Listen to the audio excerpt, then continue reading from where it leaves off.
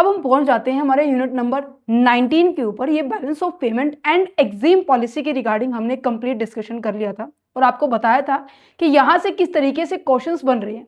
Same कुछ इस तरीके से हम यही चीज़ें को डिस्कस करेंगे ग्लोबलाइजेशन एंड डब्ल्यूटीओ के अंदर।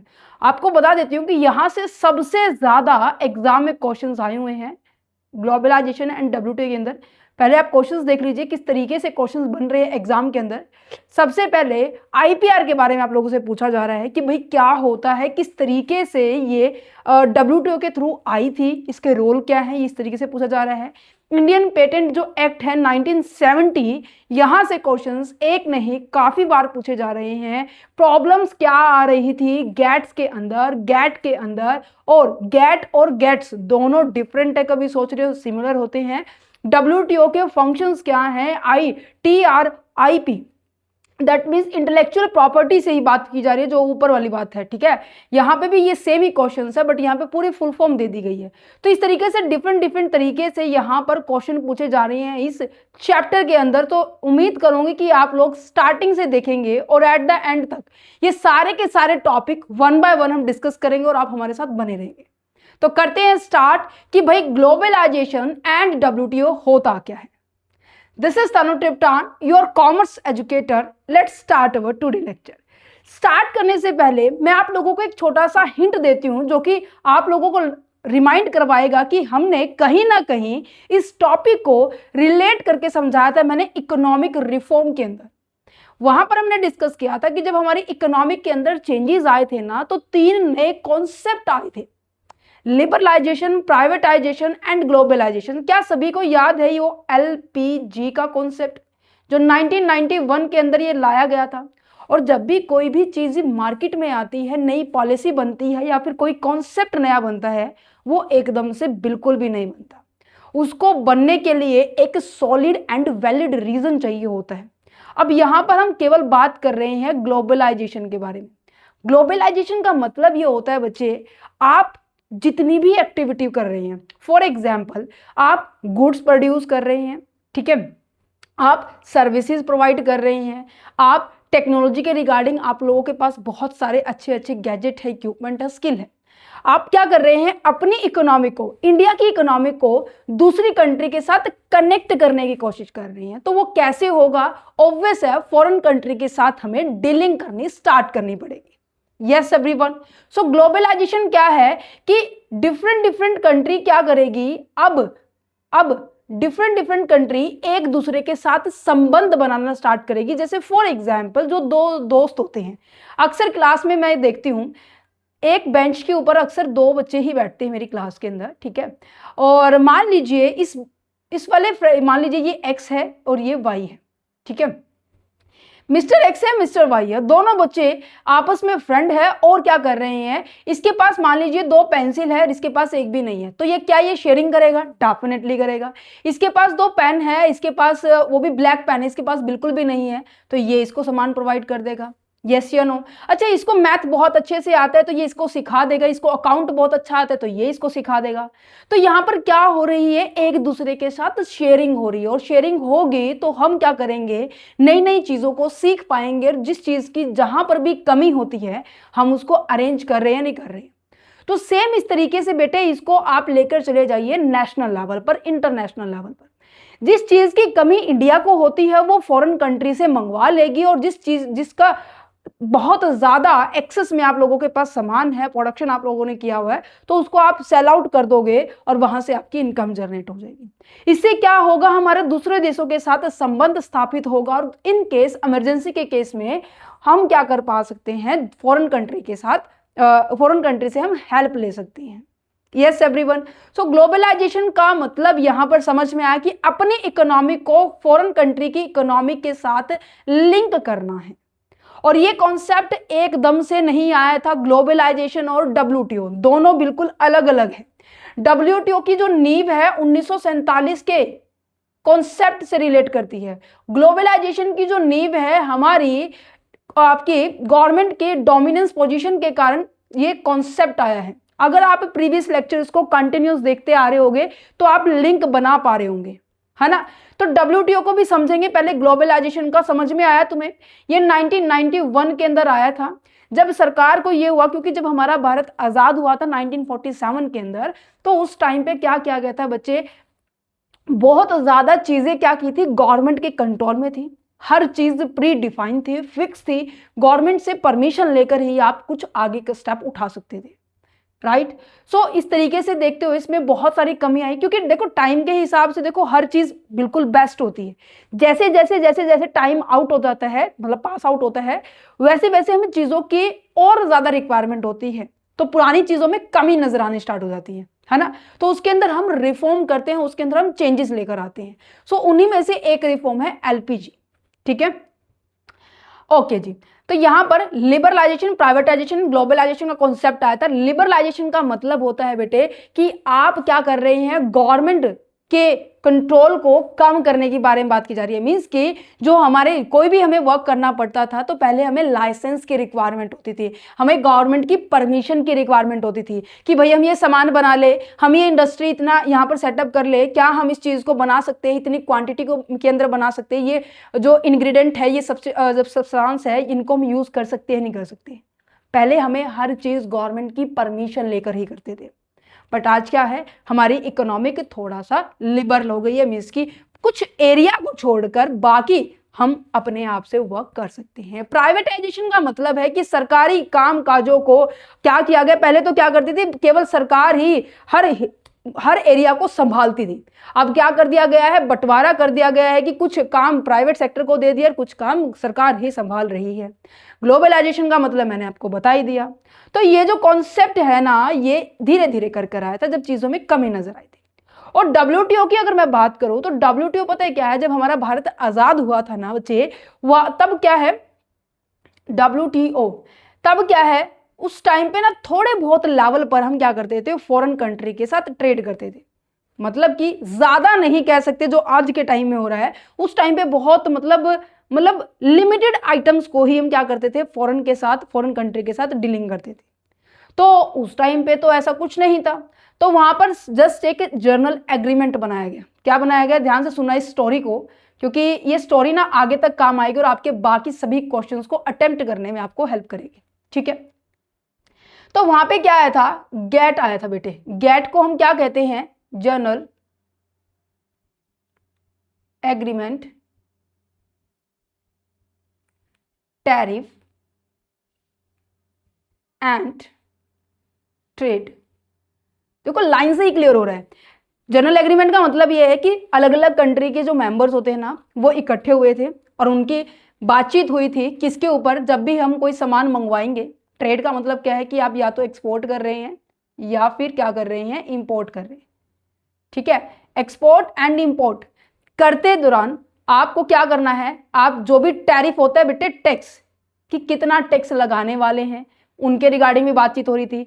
कोई अगर काम कर रहे हैं वो किस तरीके से होगा, मतलब कि यहां पर ना एक जर्नल एग्रीमेंट हुआ, तो कोई ऐसे स्पेसिफिक ऑर्गेनाइजेशन नहीं बनी थी, ठीक है। यहां पर स्पेसिफिकली इंटरनेशनल जो ट्रेडिंग होती थी उनके रिगार्डिंग डीलिंग की जाती थी, ठीक है। ये कब बना था, 1947 के अंदर बना था, ठीक है। और आप लोगों को जैसे आपके हर क्लास के अंदर जैसे बचपन में होती थी कि पेरेंट्स मीटिंग होती थी, सैटरडे, हर महीने के आखिरी सैटरडे को पेरेंट्स मीटिंग होती थी। किस लिए होती थी, कि भाई काम काज ठीक चल रहा है नहीं चल रहा। सेम इस तरीके से यहां पर भी इंटरनेशनल ट्रेड को चेकआउट करने के लिए बेटे यहां पर मीटिंग्स होती थी, और मीटिंग का नाम दिया गया था राउंड होते थे। राउंड नंबर 1, राउंड नंबर 2, उसकी जगह अलग अलग होती थी, ठीक है। समझ में आ रहा है। पर जैसे जैसे हम आगे की तरफ बढ़ते जा रहे थे, 1990s के दौरान बढ़ते जा रहे थे, और आप लोगों को अगर याद हो तो 1970 से लेकर 1985 तक बहुत ज्यादा चेंज होने के कारण नजर आए थे यहां पर, है ना। बहुत ज्यादा ड्रास्टिकल जो चेंजेस आए थे, हमने बहुत पहले भी डिस्कस किया हुआ है। तो उन चेंजेस को देखते देखते यहां पर जब राउंड 8 हुआ ना, राउंड 8 हुआ, राउंड 8 का नाम था उरीगे राउंड। यस, उरीगे राउंड, उरीगे राउंड था। इस राउंड में ये राउंड कब कंडक्ट किया गया था, 1986 से लेकर 1993 तक। ये लंबे लंबे राउंड होते हैं, कभी आप सोचो कि हाँ 1-2 दिन के होते हैं, नहीं, काफी सालों के होते हैं, जिसमें डिस्कस किया गया कि भाई गैट के अंदर ना बहुत सारी कमियां हैं। कमी कौन कौन सी थी इस गैट के अंदर ना बेटे? क्या होता था, जस्ट गुड्स के रिगार्डिंग ही डीलिंग होती थी। मतलब कि अगर कोई कंट्री क्या कर रही है, ट्रेड कर रही है, एक्सपोर्ट इंपोर्ट कर रही है, जस्ट ओनली गुड्स के बारे में ही डील करती थी, मतलब सर्विसेज यहां पे इंक्लूडेड नहीं थी। अगर आप कोई भी आईटी मींस की इंफॉर्मेशनल टेक्नोलॉजी या फिर कोई स्किल के रिगार्डिंग अगर आप ट्रांसफर करना चाहते हैं, ठीक है, मोबिलाइज करना चाहते हैं, वो भी नहीं था। तो यहाँ पे इस चीज को देखते हुए यहाँ पे केवल गुड्स के अंदर डीलिंग होती थी। तो इस उरिगो राउंड में डिस्कस किया कि भाई गुड्स के साथ साथ हमें सर्विसेज भी चाहिए, हमें इंटेलेक्चुअल प्रॉपर्टी राइट्स के रिगार्डिंग भी हमें कॉन्सेप्ट लाना चाहिए, हमें फॉरेन इन्वेस्टमेंट का ये कॉन्सेप्ट है ना वो भी लाना चाहिए, क्योंकि यहाँ पर ऐसा कुछ भी कॉन्सेप्ट नहीं था। तो चीजों के अंदर कमी नजर आई। तो इस मुकदमे के ऊपर बात होती रही। तो फाइनली 1994 के अंदर एक नया ऑर्गेनाइजेशन बना जिसे हम कहते हैं WTO, वर्ल्ड ट्रेड ऑर्गेनाइजेशन। क्या नाम है? World trade Organisation. ये स्पेसिफिकली ना ऑर्गेनाइजेशन बनाई गई, मींस की एक प्रॉपर संस्था बनाई गई जिसके अंदर ये चीजें तो इंक्लूड हुई जो चीजें पहले गैट में थी ना, journal agreement, tariff and trade में थी ना, वो सारी यहां पर ऐड हुई और प्लस में और बहुत सारी आइटम्स, मतलब कि बहुत सारी टॉपिक्स यहां पे डिस्कस किए गए थे, जैसे कि गुड्स एंड सर्विसेज को इंक्लूड किया गया, इंटेलेक्चुअल प्रॉपर्टी राइट के रिगार्डिंग इस कॉन्सेप्ट को यहां पर लाया गया था WTO के अंदर, और इन्वेस्टमेंट की फॉरेन कंट्री के जो पर्संस हैं, इन्वेस्टर्स हैं, इंडिया के अंदर इन्वेस्ट कर रहे हैं तो कितने परसेंटेज तक कर सकते हैं। अगर आप लोगों को याद हो प्रीवियस लेक्चर हमने डिस्कस किया था 40% ही फॉरेन इन्वेस्टर इंडिया के अंदर इन्वेस्ट कर सकते थे। वो परसेंटेज है बढ़ाकर यहां पर कितनी कर दी है? 51% कर दी है। कोई बहुत सारी रेस्ट्रिक्शंस यहां पे रिड्यूस की गई थी। तो WTO एक प्रॉपर ऑर्गेनाइजेशन है और गैट को हटाकर रिप्लेस कर WTO को लाया गया है। Got it? इतना समझ में आया? आप ये सोच रहे होंगे कि मैम इतना स्टार्टिंग में ये तो कुछ ऐसा नहीं है। मैं इसलिए बता रही हूँ क्योंकि जो टॉपिक हम करने जा रहे हैं ना वो इसका बेस है। Got it? Yes everyone. So यहाँ पे ग्लोबलाइजेशन आ गया समझ में। और अब यहाँ पर ये पॉइंट आ जाएगा समझ में कि around the same time, that means 1986 और 1994 के दौरान उरिगो राउंड कंडक्ट हुआ था। ये इंट्रोडक्शन में लिखना है, ठीक है, इंट्रोडक्शन में लिखना है। और इस नेगोशिएशन के अंदर, इस मतलब की बातचीत के दौरान यहाँ पर ये उरिगो राउंड ना मतलब अकेले अकेले कोई बंदा नहीं होता, डिफरेंट कंट्रीज से मेंबर आते हैं। वो मेंबर क्या करते हैं? पार्टिसिपेट करते हैं, और पार्टिसिपेट करने के बाद दौरान वो क्या करते हैं? अपनी अपनी राय रखते हैं कि भाई ये सही है, ये गलत है, ये ऐसा नहीं होना चाहिए, वैसे नहीं होना चाहिए, मतलब अपनी अपनी राय रखते हैं। और उस राय के ऊपर फिर एक मेन डिसीजन लिया जाता है सबको कंसिडर करके। ठीक है, समझ में आ रहा है? मतलब कि एक अकेला देश ऐसा नहीं है कि वो अकेला ही क्या कर सकता है? डिसीजन ले सकते हैं। तो इसके अंदर 125 कंट्रीज ने क्या किया था? अपने आप को एनरोल किया था, और 1 अप्रैल 1994 के अंदर इस एक्ट को साइन किया गया कि हाँ ये ठीक है इंटरनेशनल ट्रेड के लिए। तो यहां पर गैट को स्पेसिफिकली रिप्लेस किया और WTO को लाया गया था। पर वर्किंग में कब आया था? जनवरी 1995 के अंदर। समझ में आ गया? तो ग्लोबलाइजेशन का कॉन्सेप्ट आया समझ में? तो ये सेम एज इट इज चीजें लिखी हुई है, फटाफट पढ़ते हैं। Globalisation refer to means the process of increasing the integration and interaction between the different countries of the world. Got it? Globalisation means the opening the economic of the country so that the goods हुई, services हुई, capital हुई, technology हुई, some time the labour को हम क्या कर सकते हैं? मूव कर सकते हैं। जैसे मैंने फ्रेंड्स के एग्जांपल दिया ना कि अगर एक दोस्त के पास पेंसिल कम है तो वो उसके दे देगा, ठीक है, उसको मैथ नहीं आता तो वो उसको समझा देगा, उसको अकाउंट नहीं आता तो ये इसको समझा देगा। तो मतलब कि चीजों की ट्रांसफर हो रही है, एक दूसरे के साथ कनेक्टिविटी हो रही है। ठीक है, अब हम नेशनल लेवल पे पढ़ रहे हैं तो यहाँ पर ये चीजें आ जाएंगी। Got it? अच्छा, डिफरेंट टाइप्स में हम ग्लोबलाइजेशन को पढ़ सकते हैं, और इवन ऑथर्स ने भी डिफाइन किया गया है। पहला तो ये कह रहे हैं कि ग्लोबलाइजेशन का मतलब है हम रिसोर्सेज को मूव कर रहे हैं, रिसोर्सेज दैट मीन्स जिनको यूज करके हम प्रोडक्शन करते हैं। ठीक है, हम फ्रीली इन चीजों को मूवमेंट करते हैं। बट ऐसी अगर कोई चीज है, मतलब मान लीजिए कोई केमिकल है जिनकी रिक्वायरमेंट होगी कि गवर्नमेंट की हमें परमिशन लेनी पड़ेगी, तो वो लेनी जरूरी है। बट नॉर्मल है कोई आइटम्स, ठीक है, कोई गुड्स है, रिसोर्सेज है, कैपिटल आइटम्स है, तो उनको आप डेफिनेटली फ्रीली क्या कर सकते हो, ट्रांसफर कर सकते हो। और क्या कर सकते हो, outlook of the company, that means जो भी कंपनी कोई सामान बना रही है ना बेटे, वो केवल एक अपनी, मान लीजिए हम इंडिया से, हमारी एक कंपनी है, ठीक है, टाटा जी हैं हमारे, वो केवल इंडिया को देखकर सामान नहीं बना रहे, वो क्या कर रहे हैं, ग्लोबली चीजों को समझ रहे हैं, ग्लोबली कस्टमर को समझ रहे हैं, ग्लोबली उनके रूल रेगुलेशंस को फॉलो कर रहे हैं, देन फाइनली एक प्रोडक्ट को लॉन्च कर रहे हैं। तो वो अपने इमेज, अपने आप की इमेज ग्लोबल लेवल पे बना रहे हैं। तो global outlook of the company का मतलब क्या है कि ग्लोबल अप्रोच को हम अडॉप्ट कर रहे हैं मल्टीनेशनल कंपनी के द्वारा, ठीक है। जितनी जितनी बड़ी बड़ी कंपनीज होती हैं वो ग्लोबली अप्रोच को यूज करें और अपने, चाहे वो प्रोडक्शन है, मार्केटिंग है, फिनांस का काम कर रही है, वो सारे के सारे पूरे देश को वो केवल एक मार्केट समझ के सामान को प्रोड्यूस करेंगे, ठीक है। अच्छा, गवर्नमेंट की पॉलिसीज के हिसाब से अगर बात की जाए तो ग्लोबलाइजेशन कैसी होती है, गवर्नमेंट की पॉलिसीज कैसी होगी, जो रूल रेगुलेशंस, टर्म कंडीशंस के बारे में बात की जा रही है, वो ऐसी होनी चाहिए कि जो फॉरेन इन्वेस्टर्स हैं, इन्वेस्ट कर रहे हैं, या फिर हम कोई सामान बेच रहे हैं, या फिर हमसे कोई सामान खरीद रहा है, या फिर हम किसी से सामान मंगा रहे हैं, वो पॉलिसी ऐसी होनी चाहिए कि हम किसी के साथ डीलिंग कर रहे हैं तो उसके अंदर रेस्ट्रिक्शंस ना क्रिएट करें। यस एवरीवन, समझ में आ रहा है। अच्छा, ग्लोबलाइजेशन को अडॉप्ट करने के दौरान मतलब अप्लाई करने के लिए ना बहुत सारी चीजों में चेंज आया था, ठीक है, वो चेंजेस हम डिस्कस कर रहे हैं, वेरी इंपॉर्टेंट है, ध्यान से समझना, एग्जाम में आया हुआ है, और ये चीजें आपके WTO के फंक्शंस को समझने में भी हेल्प करेंगे। Yes everyone, got it. तो करें start. Implication of the globalisation, मतलब मैंने कहा कि ठीक है, ग्लोबलाइजेशन का एक्ट पास हो गया 1991 के अंदर, ये कॉन्सेप्ट आ गया, तो कॉन्सेप्ट आने से काम नहीं चलेगा, बहुत सारी जो चीजों में चेंजेस आए हैं ना, वो मेजर चेंजेस हम डिस्कस करेंगे।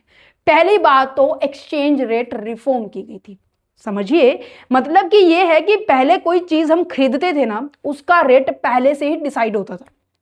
फॉर एग्जाम्पल, अगर मैं ये कहूं कि आप लोगों को USA का डॉलर खरीदना है, ठीक है, आज उसकी तो वैल्यू बहुत ज्यादा हो चुकी है, बट पहले का एग्जाम्पल लूं मैं, एक जस्ट सेकेंड, हाँ, पहले का अगर मैं एग्जाम्पल लूं, मान लीजिए $1 क्या है, ₹80 है, ये एक बार फिक्स कर दिया ना, तो ता उम्र तक पहले था कि हाँ 1973 से पहले हमारे इंडिया के अंदर भी ना कैसे अप्लाई किया जाता था, fixed rate exchange rate, fix exchange rate apply होता था। मींस की जो रेट पहले डिसाइड कर दिया था ना रूल बनाते समय, वही रेट हर बार अप्लाई होगा, मतलब कि मार्केट की डिमांड, मार्केट की सप्लाई को टोटली इग्नोर किया हुआ था। ये कहते हैं कि ऐसे तो ठीक नहीं है, क्योंकि एक कंट्री का फायदा होगा, एक कंट्री का नुकसान होगा।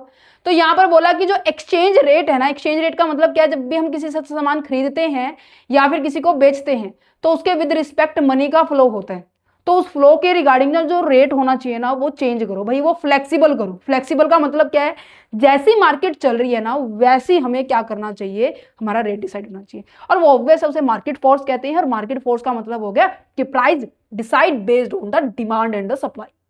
Got it. तो यहां पे exchange rate means the price of the one countries currency in term of the another currency, country currency. Okay, पहले इंडिया के अंदर क्या होता था, हमारे पास एक्सचेंज रेट को गवर्नमेंट कंट्रोल करती थी, जो कि मैंने आपको बताया फिक्स्ड होता था। बट रिफॉर्म होने के बाद ये जो रेट है आपके डिमांड एंड सप्लाई के बेसिस पे डिसाइड होने लगे। Got it. और इसके करने से क्या होगा, इसके करने से क्या होगा कि देखो, इंडिया के अपने खुद के रूल थे पहले, तो दूसरी कंट्री, ऑब्वियस इंडिया ने जैसे रूल बनाए होंगे वो अपने फायदे के हिसाब से बनाए होंगे, तो फॉरेन कंट्री को तो नुकसान होगा ही होगा, तो यहां पर वो डीलिंग नहीं करते थे। तो जैसे ही एक्सचेंज रेट में रिफॉर्म किया गया, तो इंटरनेशनल ट्रेड क्या हो गया, हमारा इजियर हो गया, सिंपल हो गया, ठीक है। और जो इन्वेस्टर्स थे, ट्रेडर्स थे, वो एनकरेज हो गए अब इंडिया में इन्वेस्ट करने के लिए, कि ट्रांसपेरेंसी है, जैसा चल रहा है मार्केट में उसके बेस पे हमारे प्राइस डिसाइड होंगे, that's it. Liberalisation of the import, liberalisation का मतलब मैंने बता दिया कि जो सरकार की जो परमिशंस थी, हमें बहुत पहले ज्यादा हर बार लेनी पड़ती थी, बट यहाँ पर थोड़ा सा कम किया गया था। Earlier the many goods required the government licence for the import, अगर आप कोई सामान मंगवा रहे हैं या फिर भेज रहे हैं या फिर इवन बना रहे हो, तो हर जगह आपको सरकार की परमिशन लेनी पड़ती थी।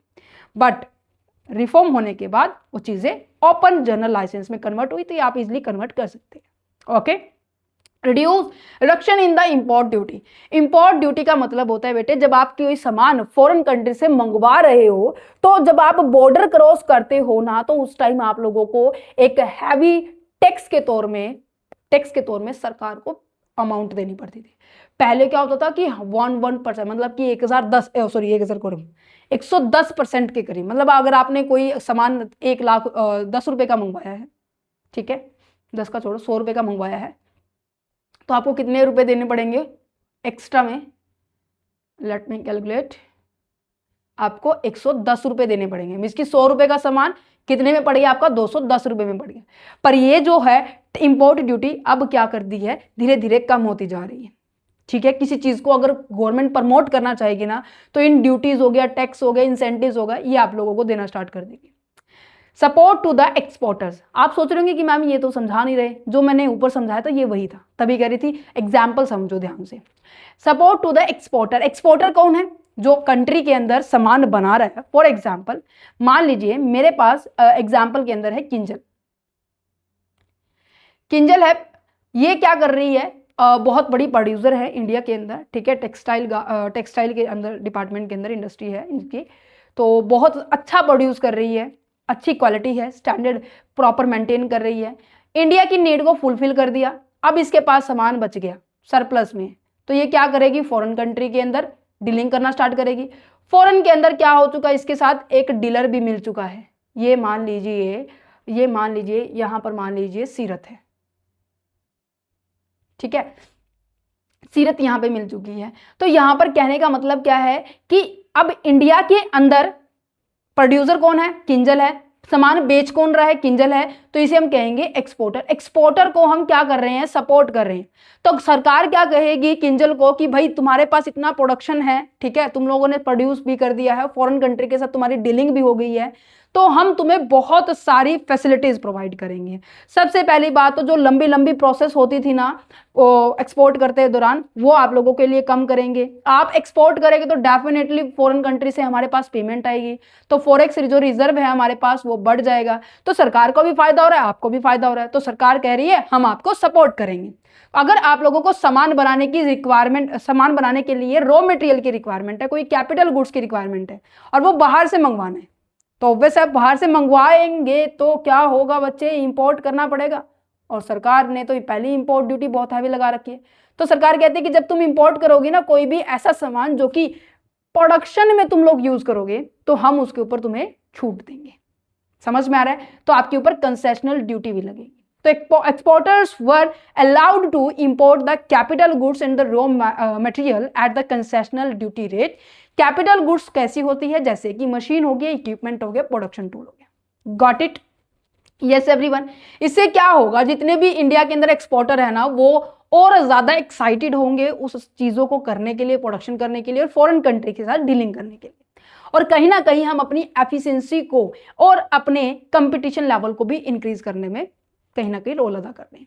अच्छा, ग्लोबलाइजेशन के अंदर हमारे पास एफडीआई का कॉन्सेप्ट भी बहुत इंपॉर्टेंट है। एफडीआई का मतलब होता है फॉरेन डायरेक्ट इन्वेस्टमेंट। मीन्स कि फॉरेन के थ्रू या तो हमारी कंट्री में इन्वेस्टमेंट हो रही है, या फिर हम क्या कर रहे हैं? फॉरेन कंट्री में इन्वेस्टमेंट कर रहे हैं। इन्वेस्टमेंट करने का मतलब है कि आपके पास एक्सेस में फंड है और उस फंड का आप यूज कर रहे हैं। जैसे अक्सर आप क्या करते हैं? बैंक में अपनी एफडी करवाते हैं, फिक्स डिपॉजिट करवाते हैं ना। तो सेम इस तरीके से बड़ी बड़ी कंपनियों के पास जब पैसा होता है ना, तो वो दूसरी कंपनी जो भी ग्रोथ में चल रही है, शेयर मार्केट, ठीक है, तो यहाँ पे यही है। तो FDI means the investment made by the foreign company in the business activity in the another company. मैं एक बढ़िया बिजनेस चला रही हूँ, मेरे को लग रहा है कि फॉरेन कंट्री के अंदर एक और बिजनेस है एजुकेशन का ही, तो मैंने वहां पर अपने पैसे इन्वेस्ट किए कि वो ग्रोथ करेगी, मुझे भी फायदा, उसका तो है ही फायदा, उसको पैसे मिल जाएंगे, उन पैसों का वो यूज करेगी और मैं उन पैसों को यूज करने के बदले में उनसे डिविडेंड चार्ज करूंगी। That's it. समझ में आ रहा है? अच्छा, अब ये जो रेट है ना इन्वेस्टमेंट का, पहले 40% ही लिमिट था कि आप मैक्स टू मैक्स 40% ही कर सकते थे। मीन्स कि फॉरेन कंट्री अगर इंडिया में इन्वेस्ट करना चाह रही है तो वो केवल 40% तक ही क्या कर सकती है? इन्वेस्टमेंट कर सकती थी। बट वो रेट अब क्या कर दिया? बढ़ा दी गई। यार बढ़ाई है तो ऑब्वियस है चीजें सिक्योरिटी में आना स्टार्ट हो जाती है। Foreign technology collaborations, that means कि जितनी भी आईटी सेक्टर्स हैं वो भी आप लोगों के साथ कोलैबोरेट कर रही है। इंडियन कंपनी ने अलाउड कर दिया है फॉरेन कंपनीज को कि भाई आप लोग ना एडवांस टेक्नोलॉजी के रिगार्डिंग ना हमारे साथ कोलैबोरेट कर सकते हो। यस एवरीवन, यस एवरीवन, समझ में आ रहा है? फॉरेन की जो जितनी भी कंपनीज है जैसे कि मैकडोनल्ड है, डोमिनोज है, वो इंडिया के अंदर आप लोगों को नजर आ रही है नहीं आ रही? बहुत ज़्यादा अगर डिफरेंट डिफरेंट कंपनीज के बारे में बात की जाए तो मेन पॉपुलर तो वैसे तुम लोग ये दो ही जानते होगे, अदर जानते होगे तो कमेंट सेक्शन आप लोगों के लिए। Foreign institutional investment, foreign institutional का मतलब क्या है कि स्पेसिफिकली कोई बिजनेस या फिर मैं कहूँ कि स्पेसिफिकली कोई इंस्टीट्यूट हमारी मार्केट में आ रहा है। Foreign institutional investors are the large foreign capital institutions that invest in the stock market of the other country. Means के अभी तो ऊपर क्या कर रहे थे, पर्सन्स इन्वेस्ट कर रहे थे, अब यहां पे क्या कर रही है, पर्टिकुलर कोई इंस्टीट्यूट इन्वेस्ट कर रही है। फॉर एग्जाम्पल मान लीजिए टाटा ने रिलायंस में इन्वेस्ट कर दिया, इन्होंने अदर किसी कंपनी में इन्वेस्ट कर दिया, तो समझ पा रहे हैं मतलब कि अब ग्रुप के बारे में बात की जा रही है। अब ऑर्गेनाइजेशन क्या कर रही है, डिफरेंट डिफरेंट ऑर्गेनाइजेशन में इन्वेस्ट कर रही है। यस, जैसे कि फॉरेन म्यूचुअल फंड हो गया, पेंशन फंड हो गया, इंश्योरेंस कंपनीज होगी। अब ये क्या कर रही है, दूसरे किसी ऑर्गेनाइजेशन में इन्वेस्ट कर रही है। पहले मैंने जनरल पब्लिक के बारे में बात की थी, अब यहाँ पर इंस्टीट्यूशंस के बारे में बात की जा रही है। ठीक है, यहाँ पे क्या होगा, अब देखो मेन फायदा पता है क्या है, इन्वेस्टमेंट करने का और इस तरीके से फॉरेन कंट्री के साथ डीलिंग करने का। पहली बात तो मान लीजिए जैसे मैंने कहा कि मेरे पास प्रोडक्शन ज़्यादा बच गया था, मैंने प्रोडक्शन किया था और वो सरप्लस में है, सरप्लस किया हुआ प्रोडक्शन मैंने क्या किया है, एक्सपोर्ट कर दिया। एक्सपोर्ट करने से क्या होगा, मैंने सामान सामने वाले पार्टी को भेज दिया और मेरे पास क्या आएगी, पेमेंट आएगी।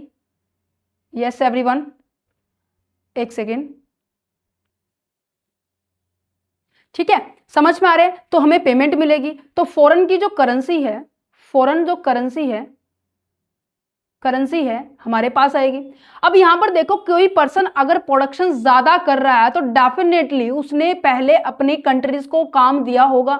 प्रोडक्शन करने के लिए उसे मशीन की रिक्वायरमेंट होगी, उसे रॉ मटेरियल की रिक्वायरमेंट होगी बच्चे, यस या नो? रॉ मटेरियल को फिनिश गुड्स में कन्वर्ट करने के लिए लेबर की भी रिक्वायरमेंट होगी या नहीं होगी? तो उन्होंने पहले मतलब कि जो भी प्रोड्यूसर है, इंडिया का जो प्रोड्यूसर है, उसने पहले हम अपनी ही कंट्री को काम दिया, फिर फॉरेन कंट्री के साथ डीलिंग करने के साथ फिर अपनी मतलब कि अपनी के साथ साथ इंडिया की इमेज फॉरेन कंट्री के अंदर दिखाई है कि हाँ भाई इंडिया से ये सामान आया है, इस तरीके से आप इन सबको यूज कर सकते हो। फिर वहां से जो पेमेंट आई और दूसरा फायदा और नेक्स्ट फायदा क्या है हमारी इंडिया के लिए कि जो फॉरेक्स रिजर्व है वो बढ़ना स्टार्ट हो जाएगा। तो यहाँ पे कहने का मतलब क्या है कि ऐसे तरीके से ना फंड का जो है ना फ्लो हमारी ओर आता रहता है। Got it? तो फॉरेन कैपिटल जो फ्लो है हमारी कंट्री में आ रहा है, फाइनेंशियल मार्केट जो है वो इंटरनेशनली एक दूसरे से मिलती जा रही है और इन्वेस्टमेंट की जो अपॉर्चुनिटी है डे बाय डे बढ़ती जा रही है। Investment by the NRI and the overseas corporate bodies. NRIs का मतलब क्या है, non resident Indians and overseas corporate bodies, ये दोनों की दोनों ने अलाउड किया है इन्वेस्ट करने के लिए इन इंडिया इंडस्ट्रीज के अंदर कि आप 100% इक्विटी के साथ हमारे यहां पर इन्वेस्ट कर सकते हैं। Got it? Yes everyone, access to the global capital market, it means Indian company were allowed to raise the money from the international market। देखो जब भी पैसों की, जैसे नॉर्मली हम शेयर वाला चैप्टर पढ़ते हैं, आप लोगों को याद हो तो जब कंपनी के पास ना पैसों की कमी हो जाती है ना तो पब्लिक से अरेंज करती है। तो सेम इस तरीके से ग्लोबल मार्केट पे भी जितनी जितनी बड़ी बड़ी इंस्टीट्यूशंस है ना, जितनी जितनी बड़ी बड़ी कंपनीज हैं, उनके पास जब पैसों की कमी होती है ना बेटे, वो भी क्या करती है, मार्केट से फंड को रेज करती है। तो ये कहती है कि जो इंडियन कंपनी ने अलाउड किया है कि भाई अगर पैसों की जरूरत पड़ी है तो आप रेज कर सकते हो, कहां से, फाइनेंशियल मार्केट से। बट वो कौन सी फाइनेंशियल मार्केट है, उसको इंटरनेशनल मार्केट से आप रेज कर सकते हो। नॉर्मली हम अपनी कैपिटल मार्केट, मनी मार्केट से रेज करते थे, अब इंटरनेशनल लेवल के बारे में बात पढ़ रहे हैं तो इंटरनेशनल फाइनेंशियल मार्केट है। यस एवरीवन, कैसे क्या क्या सोर्स होंगे, जीडीआर और एडीआर। अगर आप लोगों को इसके बारे में डिटेल जानना है तो इसके लिए हमने स्पेसिफिक वीडियो बनाई हुई है। ये टॉपिक आपका PGDIFM इसकी MBA में आता है। ये ज़्यादा डिटेल में नहीं करना, अगर आप जानते हैं तो उनको वीडियो को देख सकते हैं, अदरवाइज इतना जान लीजिए कि GDR और ADR की मदद से हम क्या कर सकते हैं, फंड को इंटरनेशनल लेवल पर अरेंज कर सकते हैं। यस एवरीवन, समझ में आया? यस। तो GATT and the multilateral trade negotiation क्या कहता है, मीन्स कि अब बात कर रहे हैं, अब ग्लोबलाइजेशन का कॉन्सेप्ट हो गया है फिनिश। अब बात करते हैं बच्चे कि गैट क्या होता है, किस तरीके से इसके अंदर नेगोशिएशन होते हैं, डिफरेंट डिफरेंट कंट्री कैसे डीलिंग करती है, और ये जो गैट है किसके किन किन कारणों की वजह से इसको रिप्लेस किया गया है WTO से।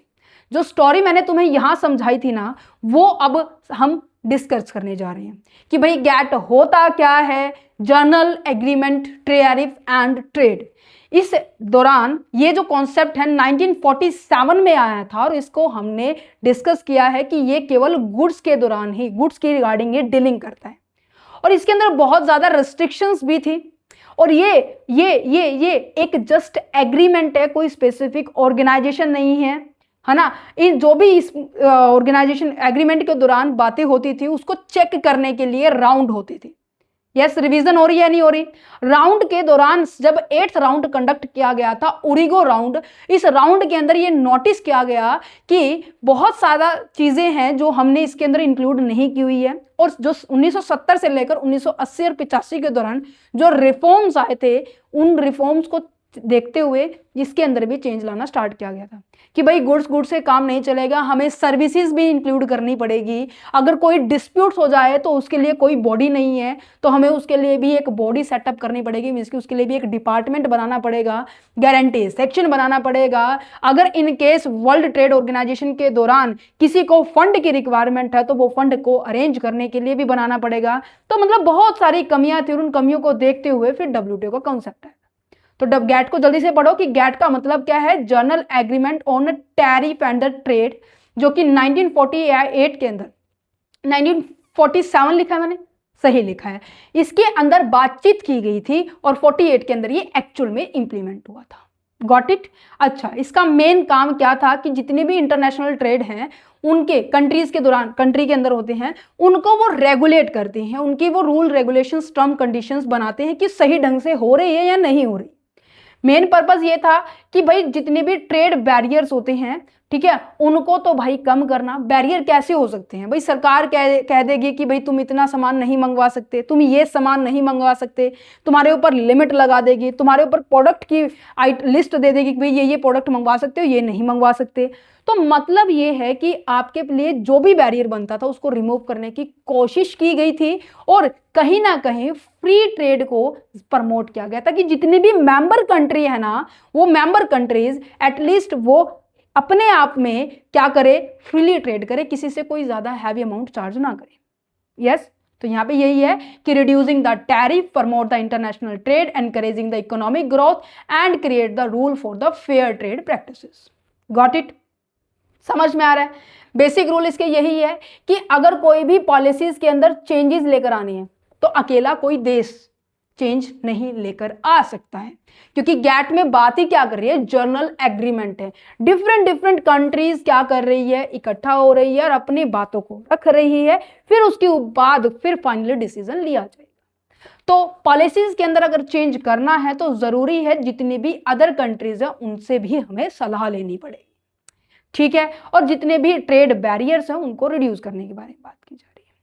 प्रिंसिपल्स के बारे में बात की जाए तो इंपॉर्टेंट है ध्यान समझना, क्योंकि यही एज इट इज, क्योंकि मैंने आपको क्या बताया, गैट में जो चीजें थी वो तो है ही है, और कुछ और आइटम ऐड करके फिर हमारे पास क्या बना है, WTO ने। तो गैट को समझो, WTO इजी हो जाएगा, ठीक है। इसके 3 प्रिंसिपल है। पहला प्रिंसिपल ये कहते हैं कि principle of the non discrimination. Non discrimination का मतलब होता है कि आप बच्चे भेदभाव नहीं करेंगे। फॉर एग्जाम्पल मैं ये कहूँ कि मेरी क्लास के अंदर मेरे कुछ फैमिली मेंबर्स के बच्चे हैं, मान लीजिए 3 बच्चे मेरे फैमिली नोन है, बाकी जो है 80 बच्चे अननोन है वो, ठीक है। 83 स्टूडेंट्स है मेरी क्लास के अंदर। तो मैं ये नहीं करूंगी कि स्पेसिफिक ट्रीटमेंट उनको दूं, मैं 3 बच्चों को, उनके असाइनमेंट्स के नंबर हुए, उनके एग्जामिनेशन के अंदर नंबर में अच्छे लगाऊं, ये ऐसा नहीं करना। बाकी बच्चों को और उन 3 बच्चों को, उन तीनों बच्चों की ट्रीटमेंट इक्वली होनी चाहिए बाकी बच्चों के साथ साथ।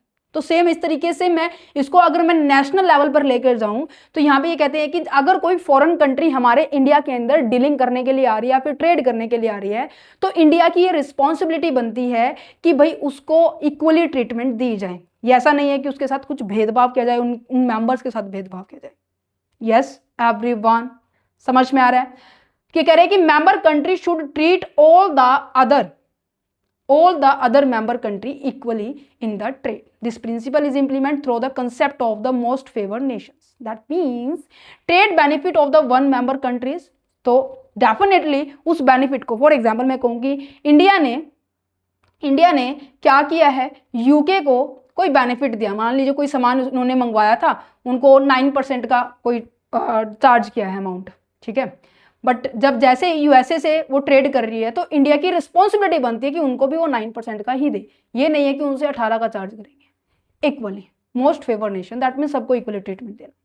Prohibitions of the quantitative restrictions. Quantitative का मतलब क्या है कि इंपोर्ट करते वक्त, एक्सपोर्ट करते वक्त जो बैरियर लगाए जाते हैं ना, वो बैरियर ना लगाए उनके ऊपर। This principle state that the country should avoid the quantitative restrictions on the import and export. मतलब कि कितना सामान मंगवा सकते हो, वही सेम बात है, कितनी नहीं मंगवा सकते, क्या मंगवा सकते हो क्या नहीं मंगवा सकते, उनके ऊपर कह रहे कि हटाओ भाई, उसको कम करो। क्योंकि मकसद क्या है, फ्री ट्रेड करना। मकसद क्या है, ट्रेड बैरियर्स को हटाना।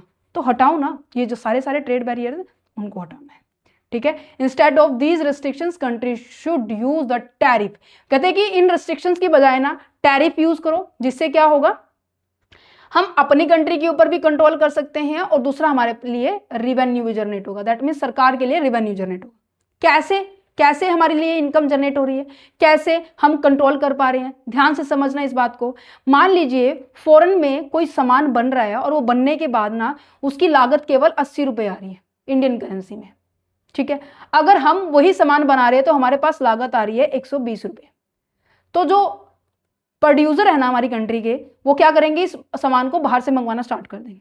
एक बार मंगवाया, 2 बार मंगवाया, अब ये तो है नहीं एक आइटम्स मंगवाएंगे हमारी की तरह, है ना, ऐसा नहीं होता, वो तो बड़ी क्वांटिटी में मंगवाते हैं। तो ऐसे अगर वो वहाँ से मंगवाता जाएगा तो जो सामान ये चीज़ यहाँ से खरीदना था तो इसकी मार्केट तो ठप हो जाएगी भाई।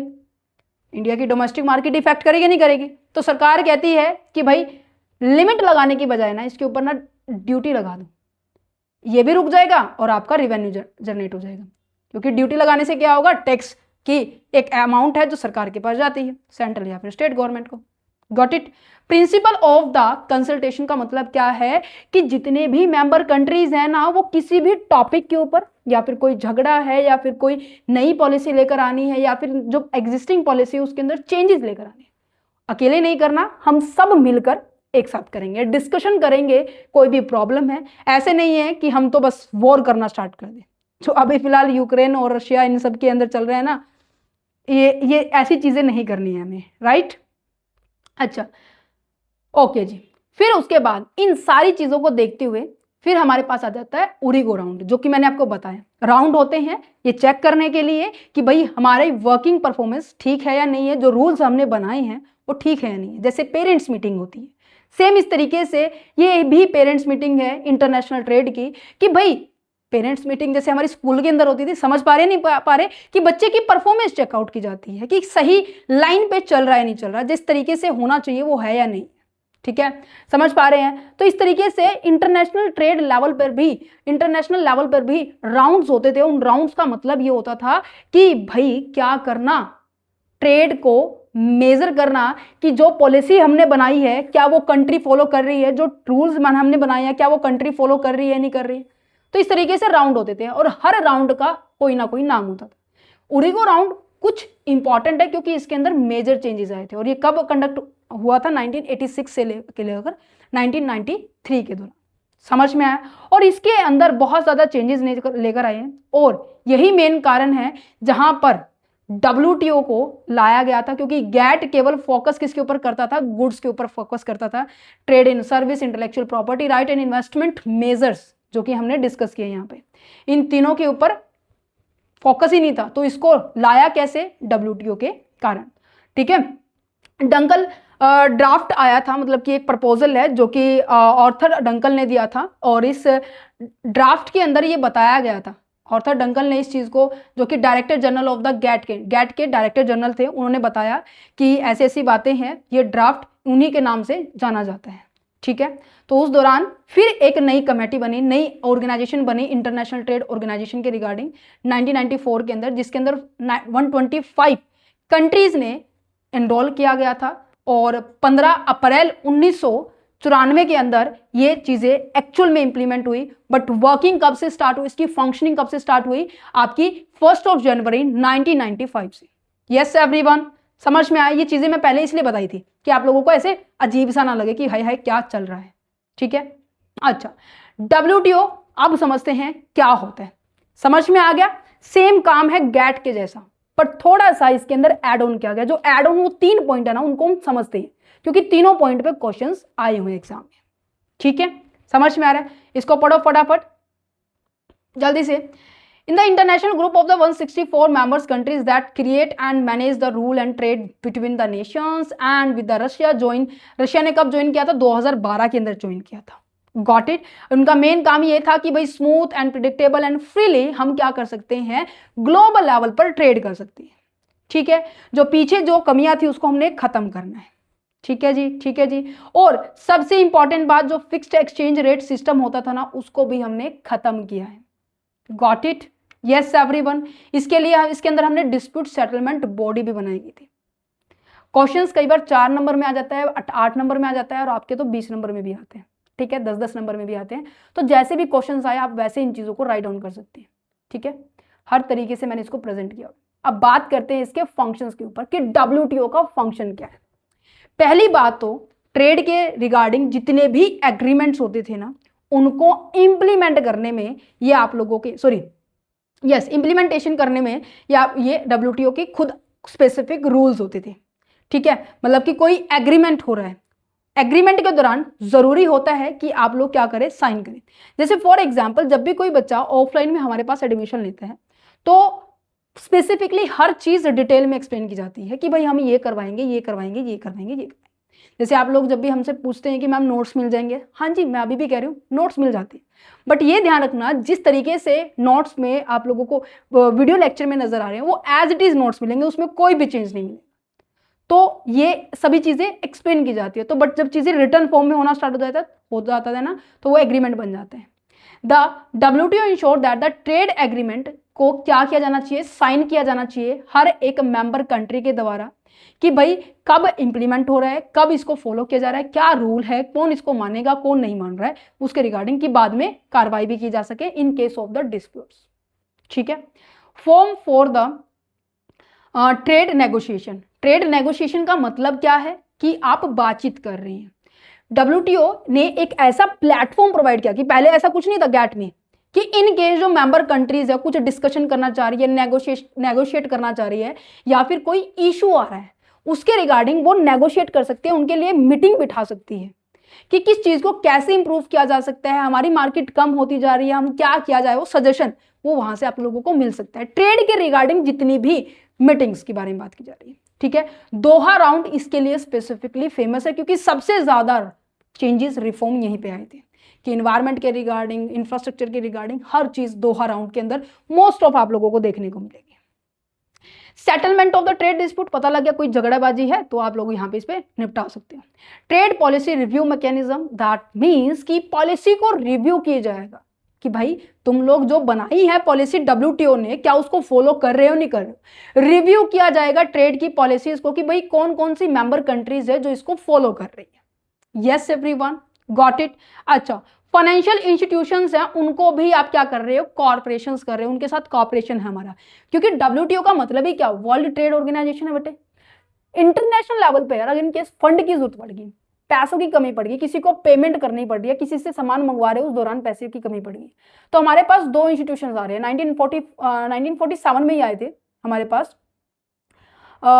If I am not wrong, let me check just a second.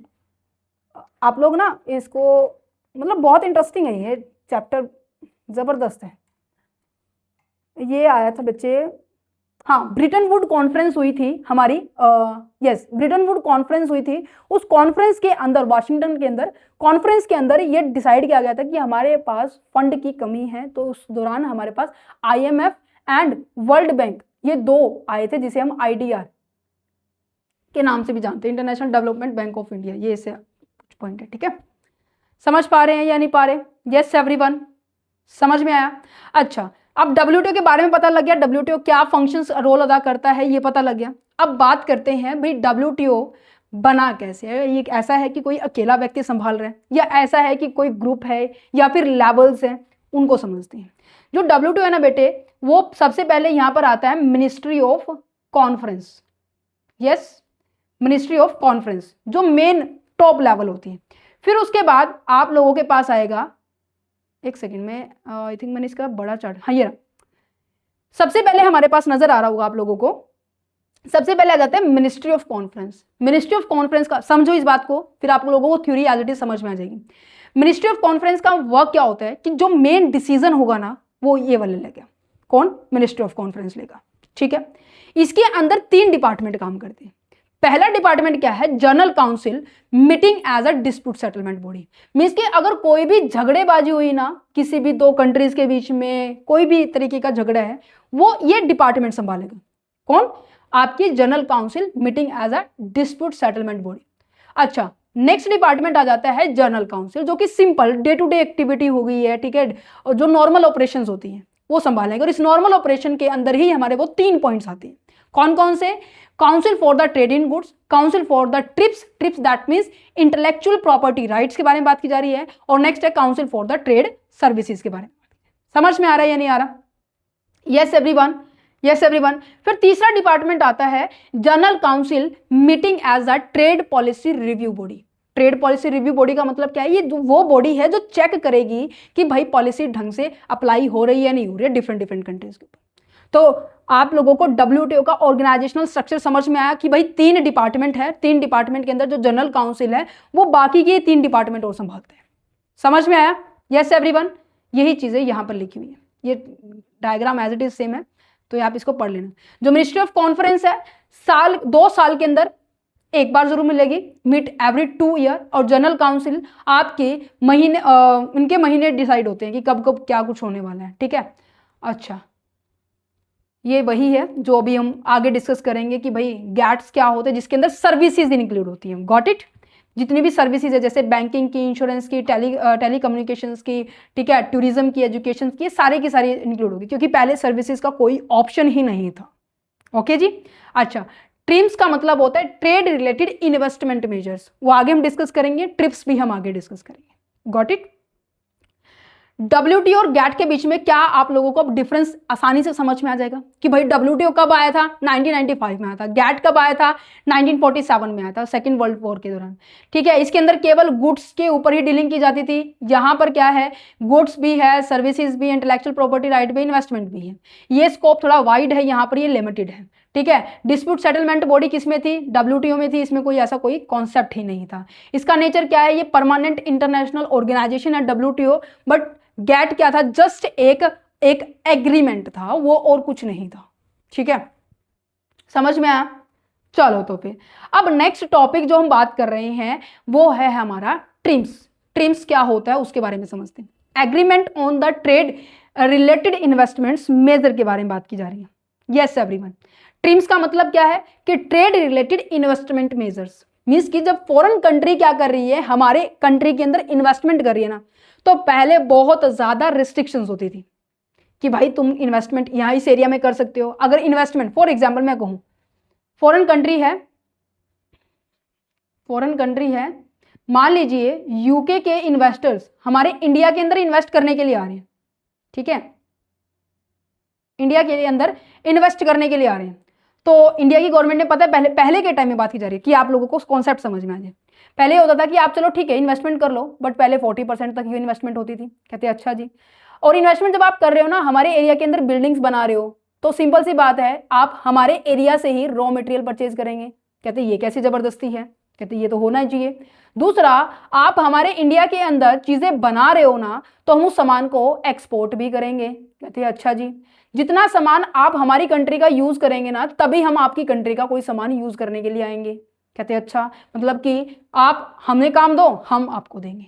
पहले बहुत ज्यादा रूड कह सकते हैं ना, वो ऐसा सिस्टम बाजी था।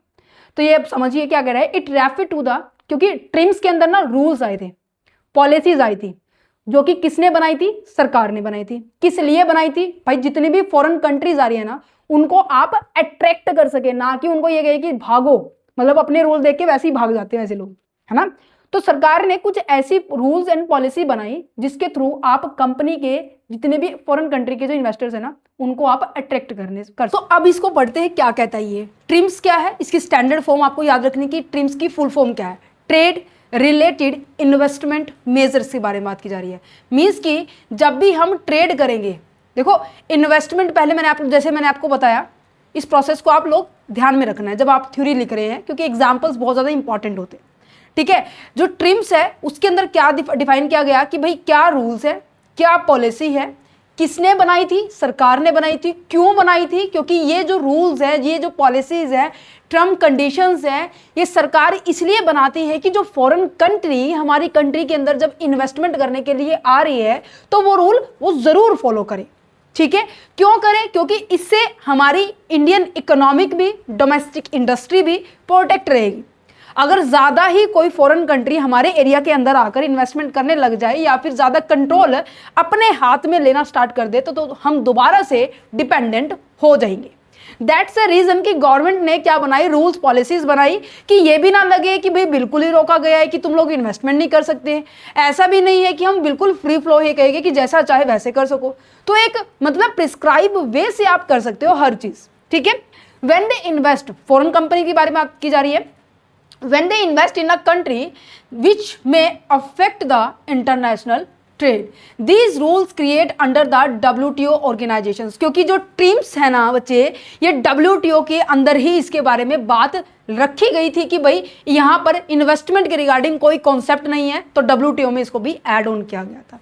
ये इंश्योर करने के लिए कि इन्वेस्टमेंट की जितनी भी पॉलिसीज है डू नॉट रिस्ट्रिक्ट और डिस्टोर्ट द इंटरनेशनल ट्रेड, मतलब कि इन्वेस्टमेंट एक प्रॉपर वे से होनी चाहिए कि मतलब इतनी ज्यादा रूड भी नहीं होनी चाहिए कि सामने वाले को ये लगे कि भाई हमें तो इनडायरेक्टली हमें रोका जा रहा है।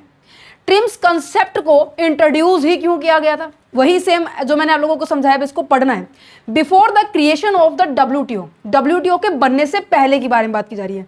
Many country are specially developing countries, जैसे हमारी इंडिया है, ठीक है, वो इम्पोज करती थी कंडीशंस जितने भी फॉरेन इन्वेस्टर्स थे।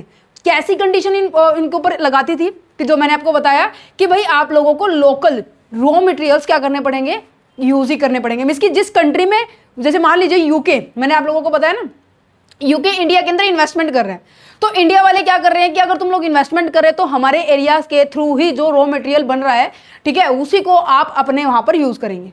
मतलब जितनी भी डेवलपिंग कंट्रीज है ना, वो काफ़ी सारी कंडीशन इंपोज करती थी कि जैसे रॉ मटेरियल भाई हमारा यूज़ करो, ठीक है, जितना आप हमसे जितना आप एक्सपोर्ट गुड्स करेंगे उतना ही हमारा क्या होना चाहिए, इंपोर्टेड होना चाहिए। मतलब ये एक्सपोर्ट इंपोर्ट के बैलेंस बना रहे कि बैलेंस ऑफ पेमेंट का, जो हमने लास्ट लेक्चर में डिस्कस किया था कि क्या होता है बैलेंस ऑफ पेमेंट, वो उसकी कमी ना आए, डिफिसिट ना आए, ठीक है।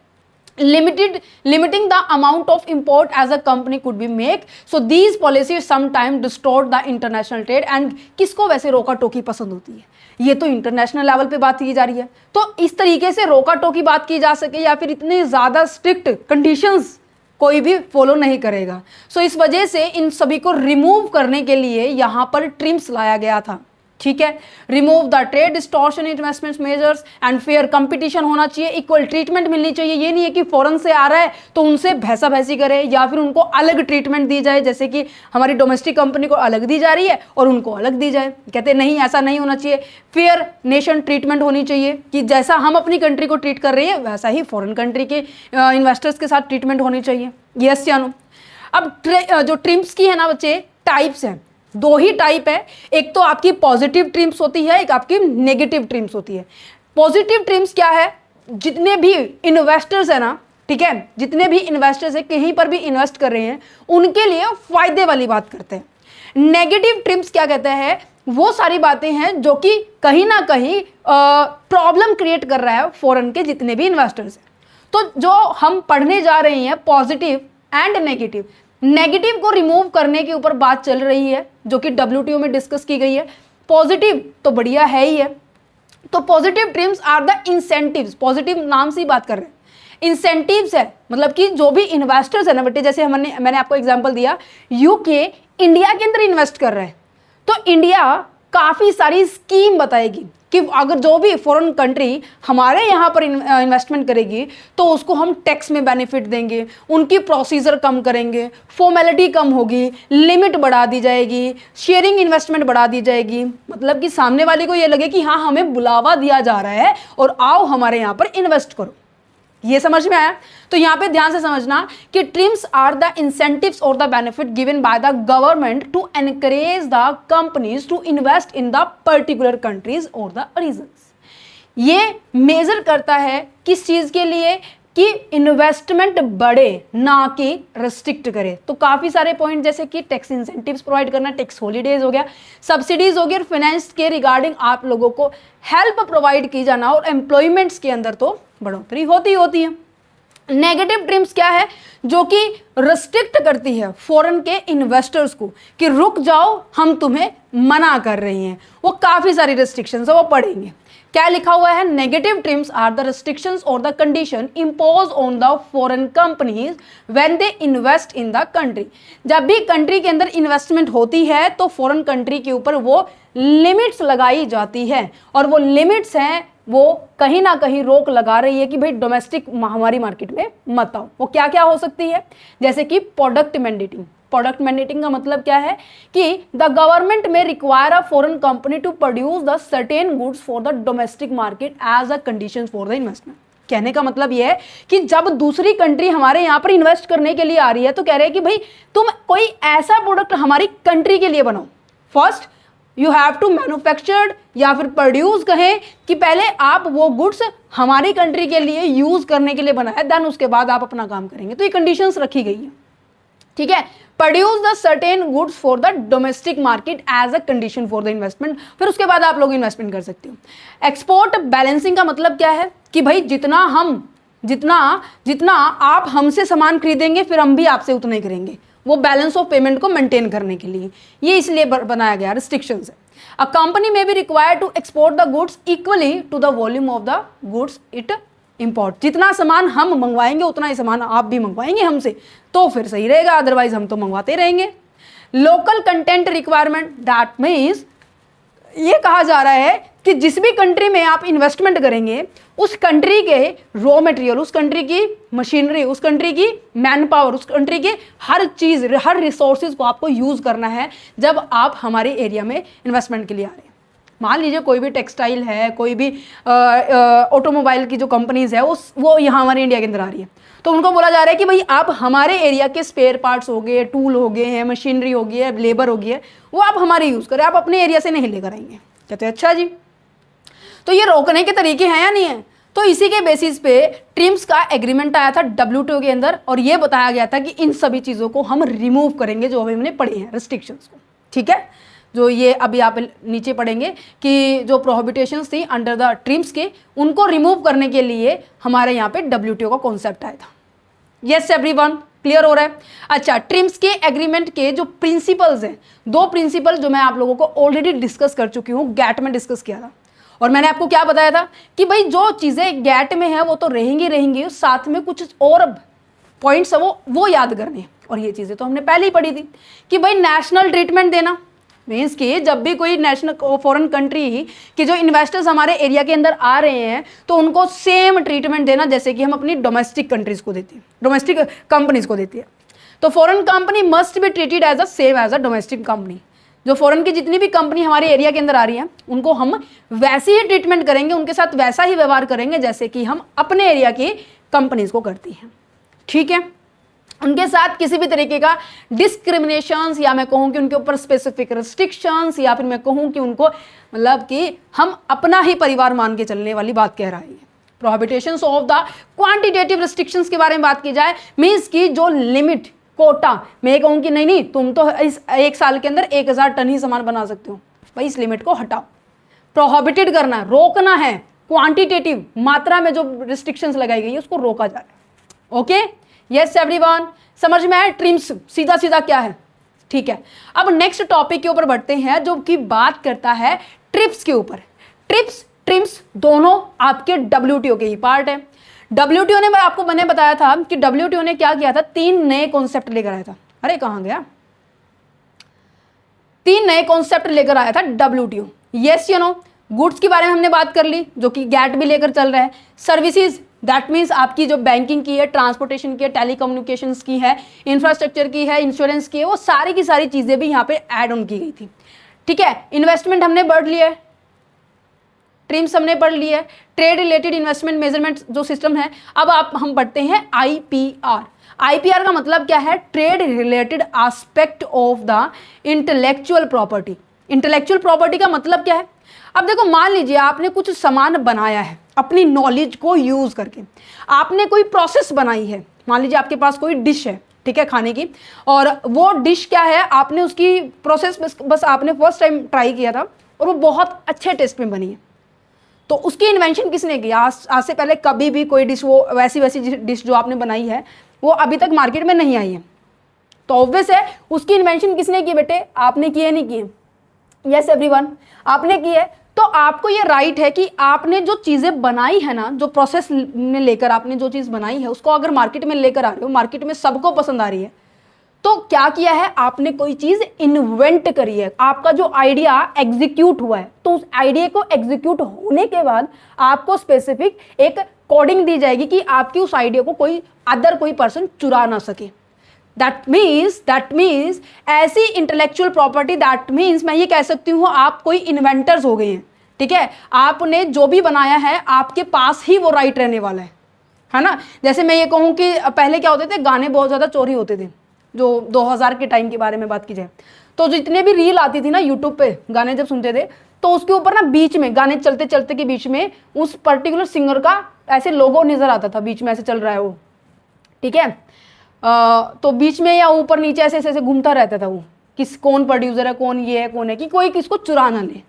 समझ पा रहे हैं? पर आज के टाइम में ये चीज़ें आप लोगों के लिए लाई गई है, मतलब कि जितने भी इन्वेंटर्स हैं वो अपनी चीज़ को प्रोटेक्ट कर सकें। जैसे कि अगर मैं बात करूं कोका कोला बनती कैसे, तो कोका कोला का प्रोसेस कोका कोला के ओनर के थ्रू वो रजिस्टर्ड है। कोई और उसी चीज को कॉपी करेगा तो उसको जेल भी हो सकती है, उसके ऊपर फाइन भी लग सकता है, पेनल्टी लगेगी, बहुत सारी चीजें होती हैं। डोमिनोज का पिज्जा, मैकडोनल्ड, इन सब की चीजें प्री डिफाइन है। उन्होंने अपने आप का क्या ले रखा है? IPR ले रखा है कि कोई उनकी प्रोसेस को, कोई उनके मेथड को, कोई उनकी नॉलेज को, कोई उनकी स्किल को चोरी ना कर सके। यस एवरीवन, समझ में आ रहा है, नहीं आ रहा? तो यहाँ पे यही बात की जा रही है। TRIPS का मतलब क्या है? Trade related aspect of the intellectual property right. It is an agreement under the WTO that protect the right of the creators, inventors and the innovators. ठीक है, अब देखो मैं आप लोगों को बताऊं ना, अगर यही वीडियो जो मैं आप लोगों के लिए बना रही हूँ, आप लोगों को पढ़ाने के लिए बना रही हूँ, अगर कोई और अपने चैनल पर डालना चाहे तो उसके ऊपर डेफिनेटली कॉपीराइट आएगा नहीं आएगा? तो यहाँ पे स्पेसिफिक चेक होता है कि इस पर्टिकुलर वीडियो का ओनर कौन है, राइट? तो ये हमारी इन्वेंटर्स की प्रोटेक्शन के लिए ये चीज़ें लाई गई है। तो हम ये कह सकते हैं कि ऐसा एक एग्रीमेंट है जहां पर प्रोटेक्शन होती है इन्वेंटर्स की, जिसके माइंड में कोई आइडिया आया है, किसी ने ब्रांड ने डिज़ाइन किया है या फिर कोई लोगो है, तो वो उसी का रहेगा। अब मैंने ये ऐसे डिज़ाइन किया, आई थिंक ये नाइक का है, एडिडास का अपना होता है, 3 सिंबल होते हैं ऐसे बढ़ते हुए, पता नहीं इधर से बड़े होते हैं, मुझे एग्जैक्ट तो याद नहीं है, मतलब सबका अपना अपना यूनिकनेस होती है ना। तो यूनिकनेस बनी रहे तो इस चीज़ के लिए यहाँ पर ये IPR का कॉन्सेप्ट लाया गया था। तो इंटेलेक्चुअल प्रॉपर्टी आगे समझ में, idea creations of the human mind that have the commercial value, जिसकी एक वैल्यू होती है, राइट? जैसे बुक की होती है, आप लोगों को पता हो तो कि जैसे आप लोगों को +2 की बुक याद है, DK गोयल की आती थी, तुम्हें याद हो तो, अभी भी वही आती है, +2 +1 की DK गोयल आती है, इकोनॉमिक्स की TR जैन की आती है, बिजनेस की RK सिंगला की आती है, पूनम गांधी की आती है। तो उनका अपना राइट है, ठीक है। ब्रांड नेम हो गया, प्रोडक्ट डिजाइन हो गया। कैसे कैसे टाइप के होते हैं? पेटेंट के ऊपर तो डिटेल में आगे दिया हुआ है, 1917 में ये कॉन्सेप्ट आया था। बता भी देती हूँ पेटेंट क्या होता है। जब भी आप कोई टेक्नोलॉजी के रिगार्डिंग इन्वेंशन करते हैं, न्यू इन्वेंशंस या तो किसी प्रोडक्ट की या फिर किसी प्रोसेस की है, बट कौन से फील्ड में? टेक्नोलॉजी के फील्ड में, तो उन पर्सन को क्या मिलता है? पेटेंट मिलता है। क्या कि वो मान लीजिए पेटेंट, जैसे ना 20 साल का पेटेंट मिलता है, आपने कोई मशीन बनाई है, ठीक है, या फिर कोई मेडिसिन बनाई है, उस मेडिसिन को मान लीजिए मैंने कोई मेडिसिन बना दी है, कोविड-19 के दौरान मैंने कोई मेडिसिन बनाई है फॉर एग्जाम्पल, ठीक है। तो जिसने बनाई वो उसका ओनर हो गया, उसको पेटेंट मिलेगा। मान लीजिए मैंने कहा, मैंने रजिस्टर्ड करवा दिया, प्रोसेस मेरी ये थी, मैंने किस तरीके से फॉर्मूला डिजाइन किया, तो सरकार ने 1970 के तहत मुझे पेटेंट का राइट दे दिया। तो मैं उस पेटेंट को, उस फॉर्मूले को मैं 20 साल तक यूज कर सकती हूँ। या तो मैं खुद दवाई बना के बेचूं या फिर किसी को यूज करने के लिए दे दूं। तो समझ पा रहे हैं, a patent give an inventors the exclusive right to use or the sell an inventions in the for the certain period। जो certain period है वो 20 ईयर का बच्चे, ठीक है। एग्जाम्पल आपके सामने है, जैसे कि मशीन का कोई डिवाइस हो गया, मेडिसिन हो गई है, इंडस्ट्रियल कोई प्रोडक्ट हो गया, टेक्नोलॉजी है, उनके बारे में बात की जा रही है। ट्रेडमार्क के बारे में अगर बात की जाए तो ट्रेडमार्क क्या होता है? ट्रेडमार्क आपका कोई नेम, सिंबल, लोगो, डिजाइन। अब अगर मैं बात करूं, मान लीजिए मार्केट में 4-5 शॉप है, ठीक है।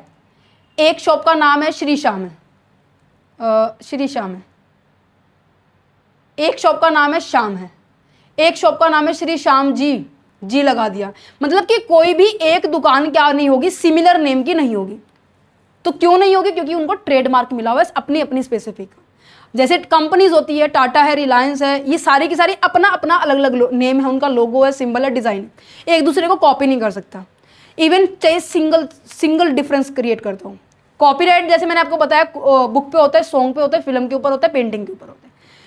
सारे के सारे आपके क्या है, इंटेलेक्चुअल प्रॉपर्टी राइट है, बट सब की जगह अलग अलग बात है। पेटेंट आपका टेक्नोलॉजी से रिलेटेड है, ट्रेडमार्क आपका कोई लोगो, सिंबल, इनके ऊपर बात करता है। कॉपीराइट आपकी आती है कोई ऑथर या फिर आर्टिस्ट को, जो भी वो क्रिएट कर रहा है, ठीक है। इंडस्ट्रियल डिजाइन का मतलब होता है कि मान लीजिए कोई भी इंडस्ट्री ने कोई भी मतलब फर्नीचर को डिजाइन किया है, फोन को डिजाइन किया है, या फिर आपके मॉनिटर को, पीसी को, ठीक है, लाइट हो गई है, मतलब सबकी अपनी अपनी डिजाइन है। सूर्या लाइट आती है, नॉर्मल लाइट आती है, तो ये सारी चीजें हैं, अपने अपना डिजाइन अपने नाम के ऊपर बुक कर लेना।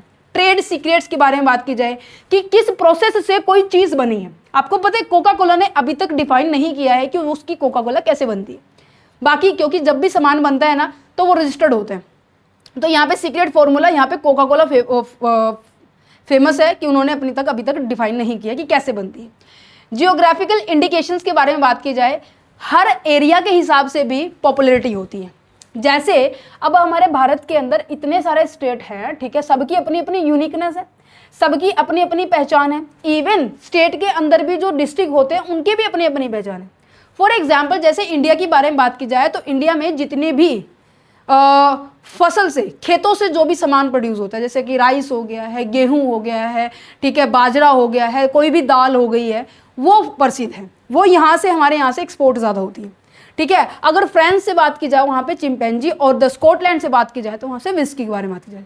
तो अपने अपने एरिया के हिसाब से अपना अपना प्रोडक्ट फेमस है, तो उन्होंने अपना अपना IPR ले रखा है, ठीक है। तो सबकी ड्यूरेशन याद रखना, कॉपीराइट की 50 साल होती है, पेटेंट की 20 साल होती है, इंडस्ट्रियल डिजाइन की 10 साल होती है, और ट्रेडमार्क की 7 साल तक।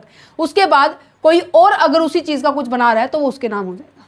Got it? समझ में आ रहा है? Yes everyone. चलो तो यहाँ तक आया समझ में। जो WTO का कॉन्सेप्ट था उसके अंदर मैंने आपको बताया हमने 3 चीज़ इंक्लूड करी थी, तीनों चीज़ होगी कंप्लीट। ट्रिम्स और ट्रिप्स दोनों के ऊपर क्वेश्चंस आए, इनके बीच में डिफरेंस भी आया, तो दोनों के बीच में बहुत गहरा डिफरेंस आप लोगों को नजर आ गया होगा। अब हम बात करते हैं हमारे इंडियन पेटेंट एक्ट 1970 के बारे में।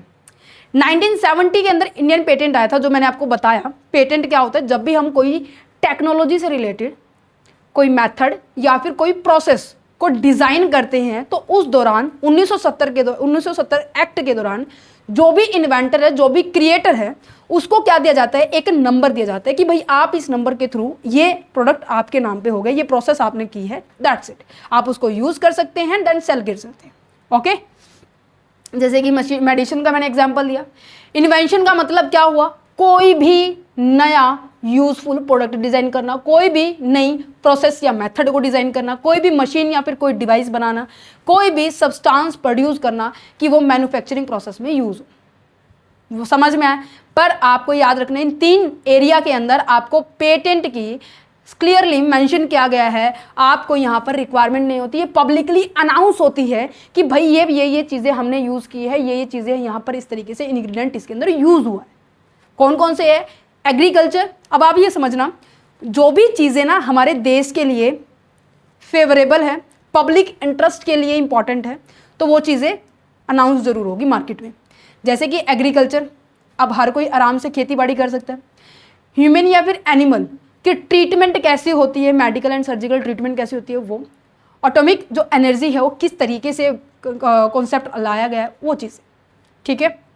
पर्पस वही है कि जो रिसर्चर है, जो इन्वेंशन कर रहा है, उनको बढ़ावा दिया जा सके, उनको एनकरेज किया जा सके, हम नई नई टेक्नोलॉजी और डेवलपमेंट को कर सके, ठीक है। ये सारी चीज़ें आ गई है। पेटेंट आपका किस चीज़ का होता है, प्रोडक्ट का होता है, कोई नया सामान बनाया हो, कोई नई मशीन है, कोई नई मेडिसिन है, कोई भी कंप्यूटर है आपने बनाया, ठीक है। प्रोसेस होती है, प्रोसेस दैट मीन्स कोई खाने की प्रोसेस मैंने आपको बताई, जो आपकी डिश थी, ठीक है, उसकी प्रोसेस होती है। ओके, समझ में आ रहा है? यस एवरीवन, यहाँ तक आया समझ में? तो अब ये रहता है लास्ट टॉपिक, क्या कहता है, problem and issue of the WTO।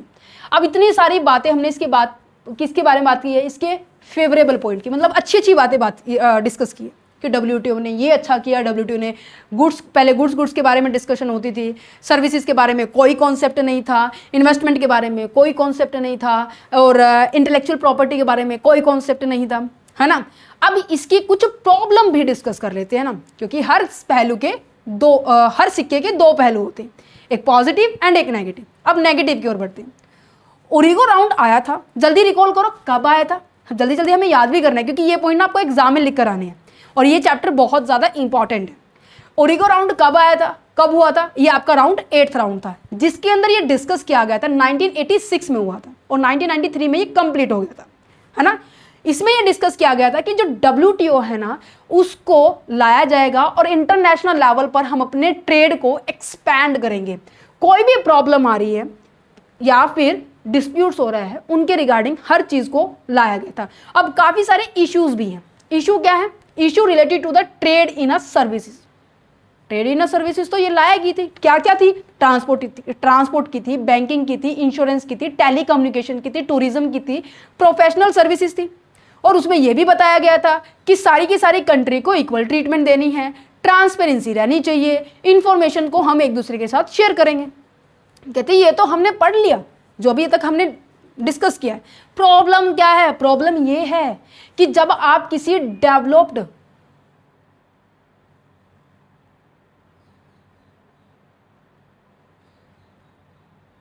और एक आपकी आ जाती है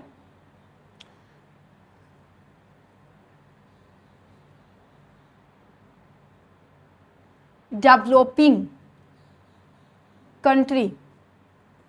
यस, नजर आ रहा है?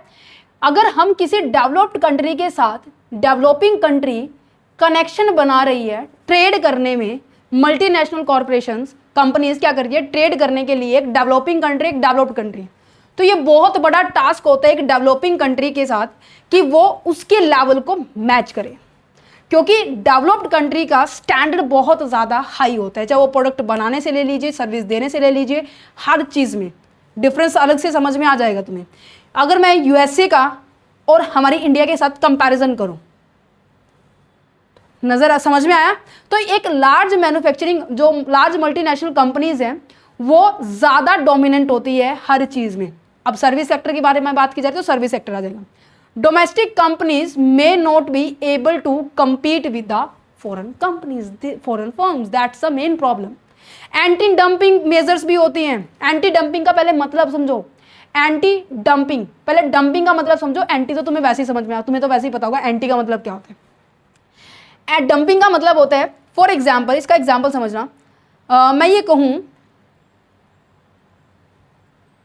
कहूँ मान लीजिए चाइना की अगर बारे में बात की जाए, चाइना ने क्या किया, सामान बनाया और सामान की लागत आई ₹110, 110 रुपये आई।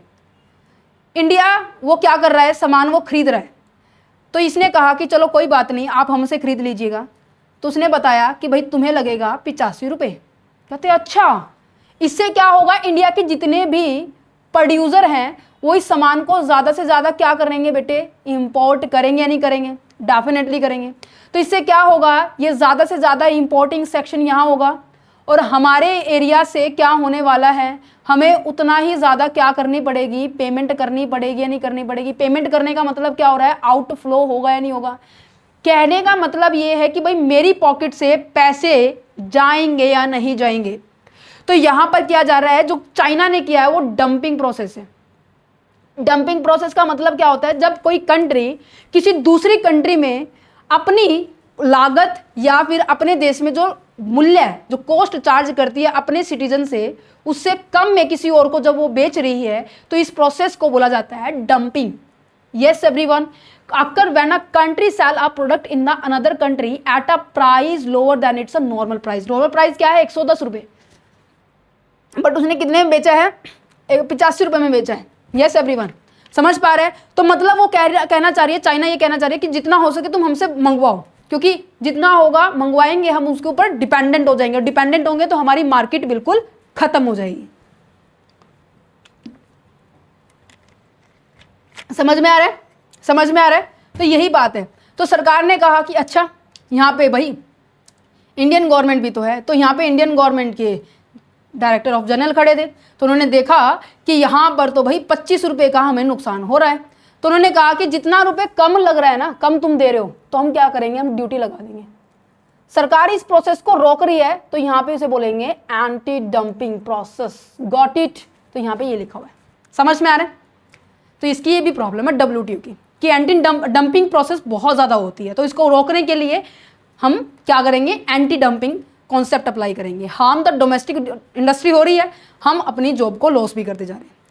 सेफगार्ड मेजर्स के बारे में बात की जाए, सेफगार्ड का मतलब होता है कि टेम्परेरी बेसिस के लिए जो कंट्री है अपने एरिया को प्रोटेक्ट करने के लिए कुछ चीज़ को क्या कर देगी, बढ़ा देगी, रेट को बढ़ा देगी, रोक लगा देगी, रोकथाम होते हैं ना, रेस्ट्रिक्शंस, वो लगा देगी। और वो रेस्ट्रिक्शंस कभी भी किसी को पसंद ही नहीं होती है ना। तो safeguard measures as a temporary restrictions placed by the country to protect the domestic industry when the import suddenly increase. अब यहाँ पर देखो, इंपोर्ट बढ़ेगा या नहीं बढ़ेगा। कोई सामान अगर आपको सस्ता मिल रहा है, आप ज़्यादा से ज़्यादा सामान को खरीदेंगे नहीं खरीदेंगे। यस, तो सरकार उसको रोकने के लिए क्या कर रही है, यहाँ पे ड्यूटी लगा दी, कहते खरीदो, तुम लोग खरीदोगे तो हम तुम्हें उतना ही पैसा लेंगे। समझ पा रहे हैं।